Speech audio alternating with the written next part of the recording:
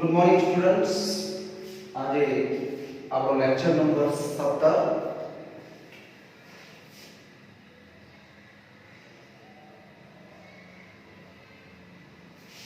હવે આપણે ગઈકાલની વાત કરીએ તો ગઈકાલે આપણે શું ભણી ગયા હતા? તો કે ગઈકાલે આપણે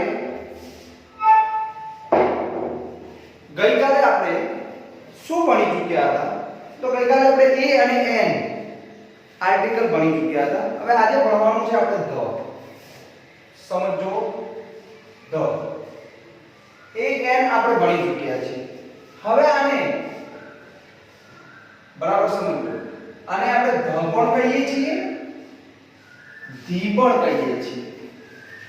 બે રીતે વાંચી શકાય.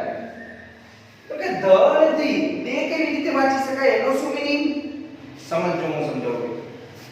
આપણે પિક્ચર પૂરું થાય એટલે આ રીતે કહીએ છીએ ધી એન્ડ. The end. તો અહીંયા એ છે એટલે સમજો કે સ્વર ઉચ્ચાર વાળો શબ્દ હોય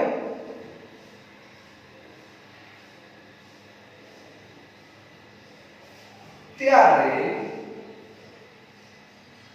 ધી વંચાય. ખાલી વાંચવાની જ વાત છે. અને જ્યારે ધ બુક એટલે કે વ્યંજન ઉચ્ચાર વાળો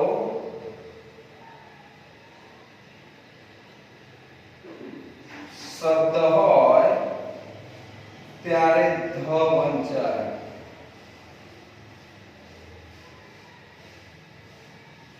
મગજમાં બેસી ગયું?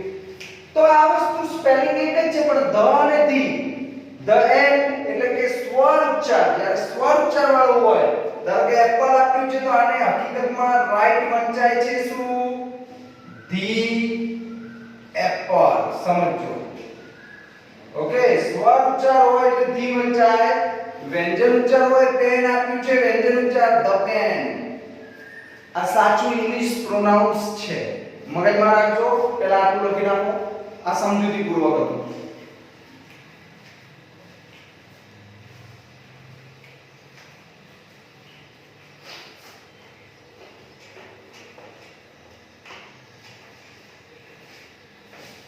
હવે વાત કરીએ કે ધ ક્યારે મુકાય. આપણો પ્રશ્ન છે ધ ક્યારે મૂકી શકીએ. પહેલા આપણે a n જે જાણી ચૂક્યા છીએ, શોર્ટમાં સમજી લઈએ a અને n ને. તો એ ક્યારે મૂકતા? તો કે જ્યારે સર વ્યંજન ઉચ્ચાર હોય. n ક્યારે મૂકતા? તો કે સર સ્વર ઉચ્ચાર હોય. હવે આપણી જોડે a2 છે, એમાં આપણે બે ભાગ પાડે, એક સ્વર એક વ્યંજન. આપણે સ્વર n ને આપી દીધો, વ્યંજન a ને આપી દીધો. હવે આપણી જોડે એ તો સ્વર વ્યંજન વાળું તો કયું રહ્યું નથી. તો હવે એના અલગ નિયમ. ચલો જોઈએ. Let S C. આ a n વાળું આપણને ખબર જ છે. હવે આપણે ઘણી વાત કરીએ છીએ તો ધ ક્યારે યુઝ થશે? નિયમ નંબર પહેલો, જ્યારે એકનો એક શબ્દ બે વાર આવે ત્યારે બીજી વાર તેની આગળ ધ મૂકવું.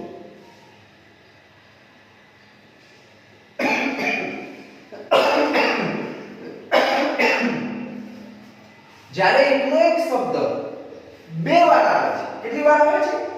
બે વાર આવે ત્યારે બીજી વાર તેની આગળ ધ મૂકવો.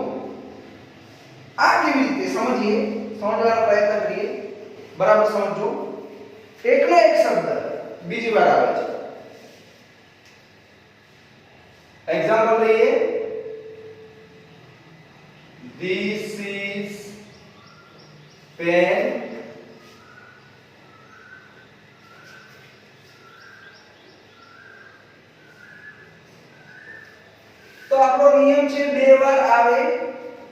બીજી વાર તેની આગળ ધ મૂકવું. This is pen. ખાલી જગ્યા pen. એકનો એક શબ્દ બીજી વાર આવ્યો. yes or no આવી ગયો તો બીજી ખાલી જગ્યામાં આપણે શું મૂકીશું? ધ. મગજમાં બેસી ગયું. અને અહીંયા જે ઉચ્ચાર હોય એ પ્રમાણે પેન. પેન એટલે પ, પ એટલે વ્યંજન એટલે અ. Is it clear? I hope ખબર પડી ચૂકી હશે. બીજો લઈએ.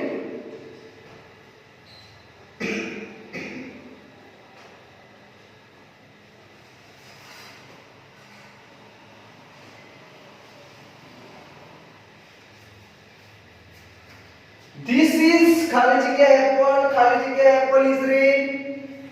તો this is apple, apple. બે વાર apple આયા તો બીજી વાર જે શબ્દ છે એની આગળ આપણે કમ્પલસરી ધ મૂકી દઈશું. અહીંયા apple, apple એટલે કે અ સ્વર, સ્વર એટલે કે મગજમાં બેસી ગયું. લખ્યું. તો એકનો એક શબ્દ બે વાર આવે ત્યારે બીજી વાર कंपल्सरी ध મૂકીશું અને એની આગળ જો વ્યંજન ઉચ્ચાર હશે તો એ સ્વર ઉચ્ચાર હશે તો એ. Is it clear? કોઈ ડાઉટ? No doubt. લખી નાખો.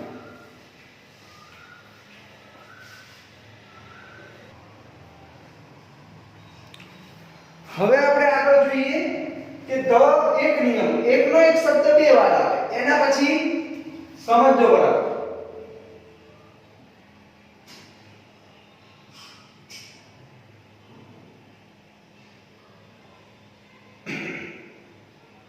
ભૌગોલિક સ્થળો, ઇમારત, ઐતિહાસિક સ્થળ,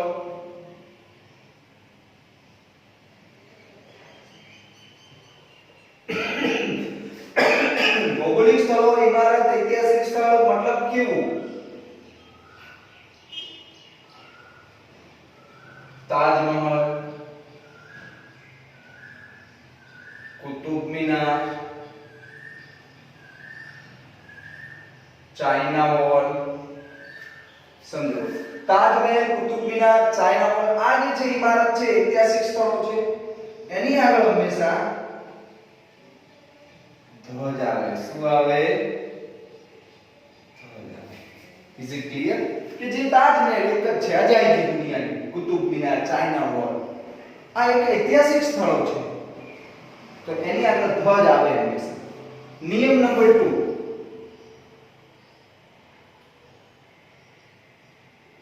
એકની એક વસ્તુ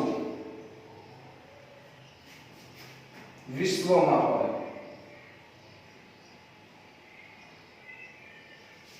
એટલે કે પ્રાકૃતિક, કુદરતી આપણે જેને કહીએ એક જ હોય તો કે સાહેબ એવું તો ઘણું છે. શું?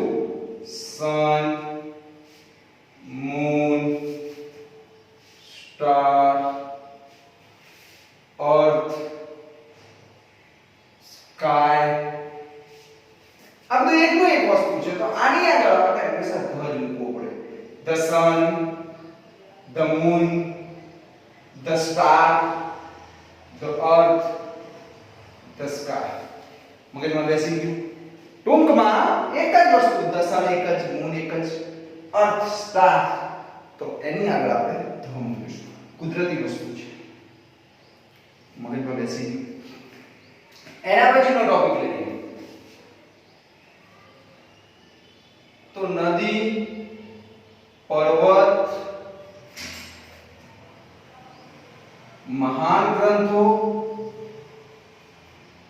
સામાયિક પત્રો. સામાયિક પત્ર એટલે સમાચાર પત્ર કહેવાય. નદી, પર્વત, મહાન ગ્રંથો, સામાયિક પત્રો,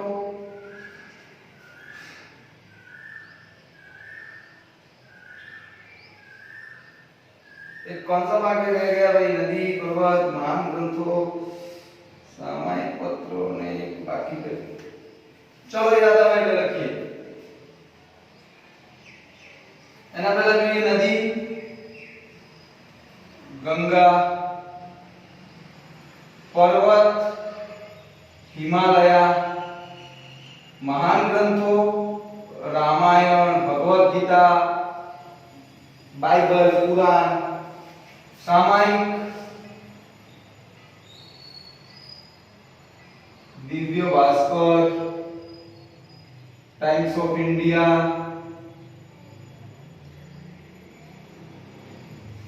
દિશાઓ આપણી દિશાઓ જે છે કઈ દિશાઓ ઈસ્ટ વેસ્ટ સાઉથ નોર્થ આ બધા લખ્યું છે મેં નદી પર્વત મહાન ગ્રંથો સામાયિક પત્રો સમાચાર પત્ર દિશાઓ બધાની આગળ ધ આવે કોઈ પણ નદી હોય નદીની આગળ ધ આવે કોઈ પણ પર્વત હોય ધ આવે કોઈ પણ મહાન ગ્રંથ હોય પછી રામાયણ હોય ભગવદ ગીતા હોય કે પછી કુરાન હોય બાઇબલ હોય કે જીસસ હોય જેનું પણ હોય ધ આવે કોઈ પણ દિશા સાઉથ હોય નોર્થ હોય ઈસ્ટ હોય કે વેસ્ટ હોય કોઈ પણ સમાચાર પત્ર હોય દિવ્ય ભાસ્કર હોય ગુજરાત હોય ટાઈમ્સ ઓફ ઇન્ડિયા હોય એની આગળ તો ફરીથી જોઈ લઈએ ધ क्या क्या આવી શકે તો એકનો એક શબ્દ બે વાર રિપીટ થયો આપણે પહેલો નિયમ જોયો પેન પેન તો બીજી વાર પેન માં ધ આવે બીજો નિયમ ભૌગોલિક સ્થળ ઇમારત ઐતિહાસિક સ્થળો જે આપણા જૂના ઇતિહાસ પુરાના સ્થળો છે ત્યાં બધે ધ આવે એકની એક વસ્તુ વિશ્વમાં હોય એટલે કે એક જ વસ્તુ હોય જેમ કે સન મૂન સ્ટાર અર્થ સ્કાય એક જ બરાબર છે તો એની આગળ થ આવે મતલબ કુદરતી વસ્તુ નદી કોઈ પણ નદી હોય પર્વત કોઈ પણ પર્વત હોય મહાન ગ્રંથ કોઈ પણ મહાન ગ્રંથ હોય સમાચાર પત્ર કોઈ પણ હોય દિશા હોય ચાર તે બધાની આગળ ધ લાગે is it clear any doubt લખી નાખો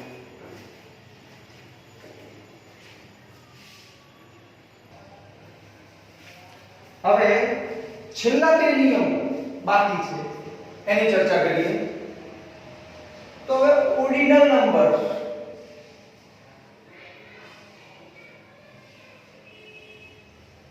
એની પાછળ પણ ઘણા દ હવે કે સાહેબ ઓર્ડિનલ નંબર એટલે શું તો ખાલી જગ્યા પછી તમને first second third fifth, sixth આ બધા એબ્સ્ટ્રેક્ટ ઘણા બધા નંબરો છે આને ઓર્ડિનલ નંબર કહેવાય કાર્ડિનલ નંબર એટલે 1 2 3 એ નહીં 1 આપ્યો હોય તો ધ આવે નહીં પણ ફર્સ્ટ સેકન્ડ આપણે કીધું તો ફર્સ્ટ એને ઓર્ડિનલ નંબર કહેવાય first second third fourth fifth જેની પાછળ th લાગે છે સિક્સ્થ th ફિફ્થ th પછી પાછળ બધા th જ લાગે તો એ બધાની આગળ હંમેશા આપણે શું મૂકીશું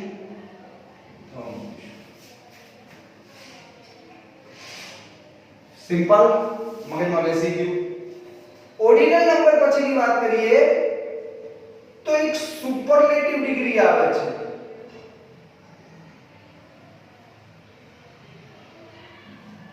કઈ ડિગ્રી આવે છે સુપરલેટિવ હવે સુપરલેટિવ ડિગ્રીમાં શું આપણે જોઈએ તો સુપરલેટિવ ડિગ્રીમાં શું હોય છે તો ખાલી જગ્યા પછી તમને EST આપેલું છે EST વાળું ગ્રુપ અથવા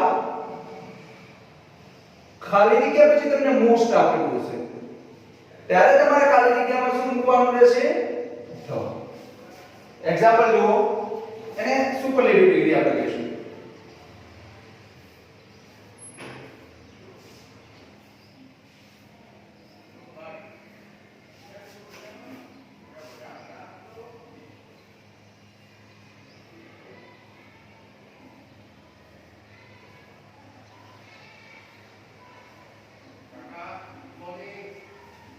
Mohan is ખાલી જગ્યા cleverest boy in the class તો EST આવી ગયું અહીંયા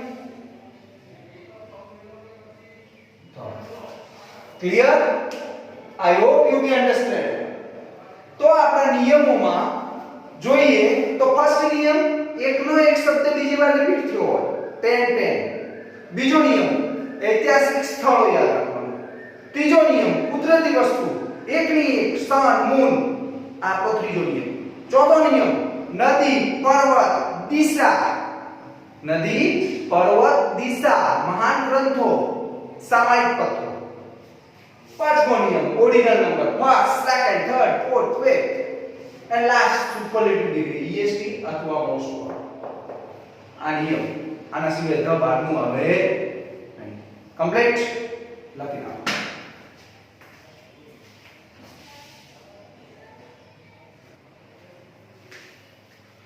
See, this is your homework. આ તમારું હોમવર્ક છે. This is ખાલી જગ્યા પેન્સિલ. ખાલી જગ્યા પેન્સિલ is wrong. નિયમ આવી ગયો છે. This is ખાલી જગ્યા orange. ખાલી જગ્યા orange is round. ખાલી જગ્યા sky is blue. ખાલી જગ્યા sun rises in ખાલી જગ્યા east. ખાલી જગ્યા Ganga is only river. Dash Himalaya is our mountain. Rahul got dash first rank in the class. Dash Bhagavad Gita is our holy book. This is khali jagya book. Khali jagya book is short. Dash earth is our planet. 10 10 ખાલી જગ્યા જાતે લખવાની છે પણ એના પહેલા સાંભળી લો. The માટેના જે બી નિયમો મેં તમને આજે શીખવ્યા છે લખ્યા છે આ ખાલી જગ્યા લખતા પહેલા એને બે વાર વાંચવાના છે. કેટલી વાર વાંચવાના છે?